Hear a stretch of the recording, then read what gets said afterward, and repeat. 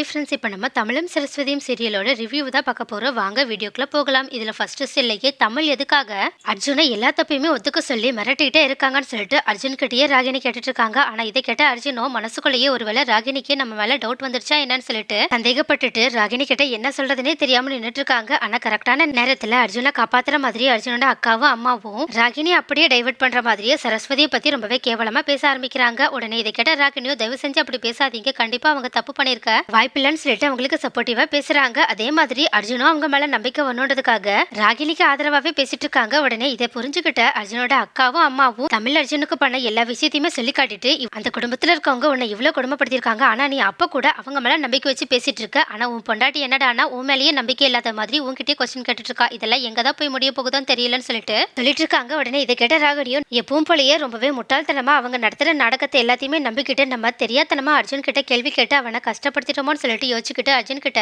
Sorry கேட்டுட்டு இருக்காங்க. உடனே இதை கேட்ட அர்ஜுனும் அதுல உன் மேல எந்த தப்பும் கிடையாது அப்படின்னு சொல்லிட்டு அவங்ககிட்ட சமாதானப்படுத்துற மாதிரி பேசிட்டு இருக்காங்க. ஆனா இது எல்லாத்தையுமே பார்த்துட்டு இருக்க அந்த வீட்டு வேலைக்காரங்களோ தமிழ் எப்படியாவது உண்மையான கொலைகாரங்களை கண்டுபிடிச்சு சரஸ்வதியை வெளியே கொண்டு வந்துருவாங்க. அது மட்டும் இல்லாம அவங்க எப்பவுமே நியாயத்து பக்கம் நிக்கிறவங்க, அதனால எப்பவுமே அவங்க தோக்க மாட்டாங்கன்னு சொல்லிட்டு இருக்காங்க. உடனே இது எல்லாத்தையுமே கேட்டுட்டு இருக்க அர்ஜுனோட ஃபேமிலியோ செம்மையா கடுப்பாக்குறாங்க. இங்க அதே மாதிரி அந்த அக்கா சொன்ன மாதிரியே தமிழும் ரொம்பவே கரெக்டா மேக்னாவோட கொலை கேஸுக்கு பின்னாடி கண்டிப்பா அந்த கலிவர்தனும் அவங்களோட பையனும் தான் இருப்பாங்க. அது மட்டும் இல்லாம அவங்க தான் அர்ஜுன் கிட்ட ஆள் வச்சு மேக்னாவை கொல்ல சொல்லியிருப்பாங்க. அது மட்டும் இல்லாம மேக்னா வீட்டுல வேலை செய்யறவங்களுக்கும் இந்த உண்மை ஒரு வேலை தெரிஞ்சு போயிருக்கும், அதனாலதான் அவங்களையுமே சேர்த்து கொலை பண்ணிருக்காங்கன்னு சொல்லிட்டு ரொம்பவே கரெக்டா நடந்த உண்மையை கொஞ்சம் கொஞ்சமா கண்டுபிடிக்க ஆரம்பிக்கிறாங்க. அது மட்டும் இல்லாம இதுக்கு பின்னாடி கலிவர்தன் இருக்கிற உண்மையை போலீஸ்காரங்க கிட்டயுமே அவங்க சொல்லிடவே உடனே போலீஸ்காரங்களும் அந்த ஆங்கிள் விசாரிக்க ஆரம்பிக்கிறாங்க. அப்போ விசாரிக்கும் போதுதான் கலிவர்தனும் அவங்களோட பையனும் மேக்னா இறந்த அதே நாள் பெங்களூர் போன விஷயமும் தெரிய வருது. அது மட்டும் இல்லாம அங்க அவங்க மேக்னாவோட சொத்தை அவங்களோட பேருக்கு மாத்துறதுக்காக ட்ரை பண்ண விஷயத்தையுமே கண்டுபிடிக்கிறாங்க. அதுக்கும் மேல கடைசி நேரத்துல தான் மேக்னாவோட சொத்து அவங்களுக்கு கிடைக்காதுன்னு சொல்லிட்டு தெரிஞ்ச விஷயத்தையுமே கண்டுபிடிச்சிட்டு கண்டிப்பா இந்த விஷயத்துல இவங்க சம்பந்தப்பட்டிருக்க வாய்ப்பு இருக்குன்னு சொல்லிட்டு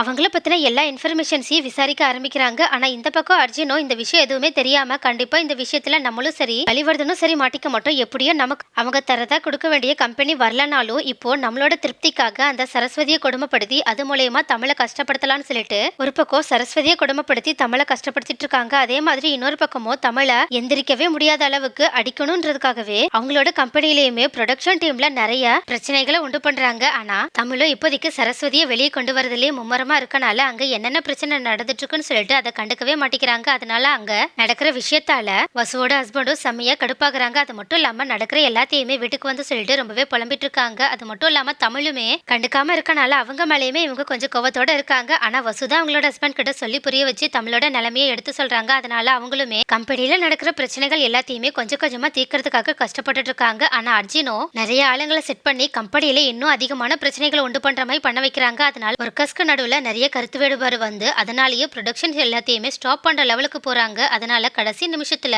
இதை நம்மளால இதுக்கு மேல சமாளிக்க முடியாதுன்னு தெரிஞ்சுக்கிட்ட வசுவோட ஹஸ்பண்டும் இந்த விஷயத்த தமிழ் கிட்ட வந்து சொல்றாங்க. உடனே இதை கேட்ட தமிழுமே நடந்துட்டு இருக்க பிரச்சனை எவ்வளவு சீரியஸானதுன்றதை புரிஞ்சுக்கிட்டு உடனடியாக கம்பெனிக்கு வந்து எல்லா ஒர்க்கர்ஸ் கிட்டையுமே ரொம்பவே சென்டிமெண்டா அவங்க இப்போ ஃபேமிலியில எவ்வளவு ப்ராப்ளம்ஸை ஃபேஸ் பண்ணிட்டு இருக்காங்கன்றத எல்லாத்தையுமே சொல்லி கண்ணீர் விட்டு அழவே ஆரம்பிக்கிறாங்க. அப்போ தமிழ் இப்படி அழுகிறத பார்த்த ஒர்க்கர்ஸுமே தமிழோட கஷ்டத்தை பார்த்துட்டு ரொம்பவே மனசு வருத்தப்பட்டு அவங்களுக்கு நடுவுல இருக்க எல்லா கருத்து வேறுபாடுகளையுமே மறந்து நாங்க உங்களுக்காக கம்பெனியை பார்த்துக்கிறோம், நீங்க போய் உங்களோட மனைவியை பார்த்துக்கோங்கன்னு சொல்லிட்டு அங்கிருந்து அனுப்பி வைக்கிறாங்க. தமிழுமே அவங்க எல்லார்கிட்டயுமே நன்றி சொல்லிட்டு மறுபடியுமே சரஸ்வதியை எப்படிதான் காப்பாத்தலாம்னு சொல்லிட்டு அவங்களோட ஃப்ரெண்டு நமச்சு கூட சேர்ந்து அங்கிருந்து கிளம்பி போறாங்க. அது மட்டும் இல்லாம ஒர்க்கர்ஸ் அவங்களுக்கு உறுதுணையா இருக்கிறத நினைச்சு அவங்க இன்னுமே கொஞ்சம் சந்தோஷப்படுறாங்க. ஒர்க்கர்ஸுமே இதுக்கு முன்னாடி கோதை குடும்பமும் அவங்களுக்கு எவ்வளவு நல்லது செஞ்சாங்கன்றதை யோசிச்சு பார்த்துட்டு அதுக்கும் மேல சரஸ்வதியும் தமிழும் அவங்கள எவ்வளவு நல்லா பாத்துக்கிட்டாங்கன்றதை யோசிச்சு பார்த்துட்டு இதுக்கப்புறமா நம்ம இன்னுமே தமிழுக்கு எந்த கஷ்டத்தையும் கொடுக்க கூடாது, முடிஞ்ச அளவுக்கு அவங்களுக்கு உதவி செய்யலாம்னு சொல்லிட்டு கம்பெனியை ரொம்பவே பொறுப்போட முன்னேற்ற பாதைக்கு கொண்டு போக ஆரம்பிக்கிறாங்க. ஆனா தமிழோட இந்த ஒரு பேச்சாலேயே ஒர்க்கர்ஸ் இப்படி மாறிட்டாங்கன்றத பார்த்தா வசுவோட ஹஸ்பண்டோ ஒர்க்கர்ஸ் பண்ற எல்லா விஷயத்தையுமே பார்த்துட்டு செம்ம கடுப்பாகிறாங்க தமிழ் மேல. அது மட்டும் இல்லாம தனக்கு இந்த கம்பெனியில எந்த மரியாதையும் மதிப்பும் யாருமே தரமாட்டிக்கிறாங்கன்னு சொல்லிட்டு அவங்களுக்குள்ளேயே ஒரு தாழ்வு மனப்பான்மையும் உருவாக ஆரம்பிக்குது. அப்போ கரெக்டா இந்த நேரம் பார்த்து நடக்கிற எல்லா நிலைமையுமே புரிஞ்சுக்கிட்டு அர்ஜுன் கூட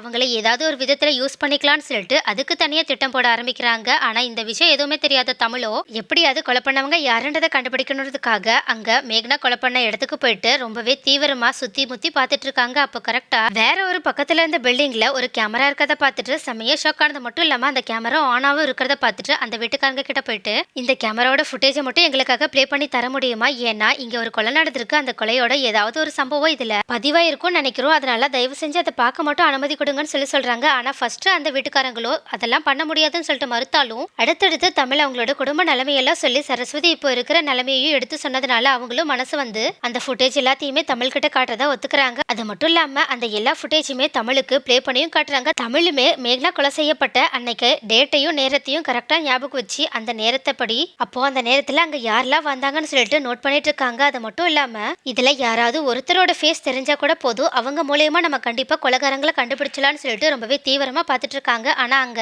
தமிழே செம்மையா ஷாக் ஆகுற மாதிரி கொலை பண்ணவங்க எல்லாரோட முகமுமே தெளிவா தெரிய வருது. ஏன்னா அந்த ஃபுட்டேஜ் கரெக்டா மேக்னாவை கொலை செஞ்ச இடத்துக்கு பக்கத்துல ஃபோக்கஸ் பண்ணி இருக்கனால மேக்னாவோட கார் வந்து நின்னதுக்கு அப்புறமா அவங்கள யாரெல்லாம் கீழே இறக்குனாங்க, யார் அவங்களையும் கமலாமாவையும் கத்தி வச்சு குத்துனாங்கன்ற விஷயம் முதற்கொண்டு எல்லாமே தெரிய வருது. அது மட்டும் இல்லாம அங்க அர்ஜுனோட மாமாவுமே தெளிவா ஃபுட்டேஜ்ல ரெக்கார்ட் ஆயிருக்காங்க. இதனால தமிழ் ரொம்பவே சந்தோஷப்பட்டது மட்டும் இல்லாம கடைசியா சரஸ்வதி வந்து மேக்னாவை காப்பாத்துறதுக்காக போராடின விஷயத்தையுமே பார்த்துட்டு கண் கலங்குறாங்க. அது மட்டும் இல்லாம அந்த ஃபுட்டேஜ உடனடியே போலீஸ்காரங்க கிட்ட ஒப்படைக்கணும்ன்றதுக்காகவே அதை வாங்கிக்கிட்டு அந்த போலீஸ்காரங்களை பாக்குறதுக்காக போயிட்டு இருக்காங்க. ஆனா அந்த சமயம் கரெக்டா தமிழோட நடவடிக்கைகளை சந்தேகப்பட்ட அர்ஜுன் அவங்களுக்கு பின்னாடி அவங்க என்னென்னலாம் பண்றாங்கன்னு சொல்லிட்டு ஆள் செட் பண்ணியிருந்த ஆள் மூலயமா அர்ஜுனுக்கு தமிழுக்கு ஒரு ஸ்ட்ராங்கான ஆதாரம் கிடைச்சிருக்குன்ற விஷயம் தெரிய வருது. உடனே இதனால பயந்து போன அர்ஜுனும் எப்படியாவது அந்த ஆதாரத்தை தமிழ் கிட்ட இருந்து வாங்கணுன்றதுக்காக மறுபடியுமே அவங்களோட அடியாட்கள் நிறைய பேரை அவங்க கிட்ட அனுப்பி அந்த ஃபுட்டேஜை வாங்கிட்டு வர பண்ணது மட்டும் இல்லாம தமிழை நல்லா அடிச்சு போட்டுட்டு வர சொல்லியிருக்காங்க. அதனால அங்க போன நிறைய அடியாட்களும் தமிழை அடிக்க ஆரம்பிக்கிறாங்க. ஆனா தமிழோ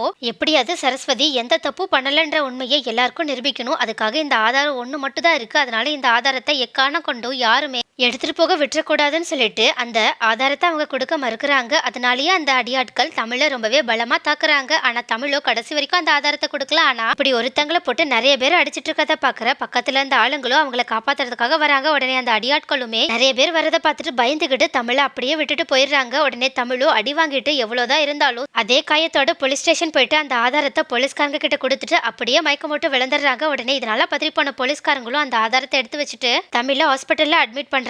அது மட்டும் இல்லாம அந்த ஃபுட்டேஜ்ல இருந்த ஆதாரம் மூலமா ஃபர்ஸ்ட் அர்ஜுனோட மாமா தான் மெயின் குற்றவாளின்னு சொல்லிட்டு அவங்கள அரெஸ்ட் பண்றாங்க. உடனே இதை பார்த்து அர்ஜுன் ரொம்பவே பயப்பட ஆரம்பிக்கிறாங்க. ஆனா ராகினியோ தமிழ் அண்ணா அப்பவே சொன்னாங்களே நிஜமாவே இவங்க தான் குற்றவாளியா என்னன்னு சொல்லிட்டு ரொம்பவே ஷாக் ஆகுறாங்க. ஆனா இன்னொரு பக்கமும் கோதை குடும்பத்துக்கும் தமிழ் அடி வாங்கி ஹாஸ்பிட்டல் இருக்க விஷயம் தெரிய வருது. அதனால ஹாஸ்பிட்டலுக்கு போயிட்டு பார்க்கும்போது எல்லாருமே செம்மையா ஷாக் ஆகுறாங்க. ஏன்னா தமிழ் எவ்வளவுதான் அடி வாங்கி இருந்தாலும் ரொம்பவே சந்தோஷமா இருக்காங்க. என்னன்னு சொல்லி கேட்கும் போதுதான் தமிழ் அவங்க எல்லார்கிட்டயுமே சரஸ்வதி கூடிய சீக்கிரம் வெளியே வர போறா, ஏன்னா அவன் மேல எந்த தப்பு இல்லைன்ற ஆதாரத்தை நான் கண்டுபிடிச்சேன்னு சொல்லிட்டு இருக்காங்க. உடனே இதை பார்த்த கோதை குடும்பமும் ரொம்பவே சந்தோஷப்படுறாங்க. நெக்ஸ்ட் என்ன நடக்கும், எப்படியோ தமிழ் ஒரு வழியா ரொம்பவே கஷ்டப்பட்டு சரஸ்வதி மேல எந்த தப்பு இல்லைன்றதை கண்டுபிடிச்சிட்டாங்க.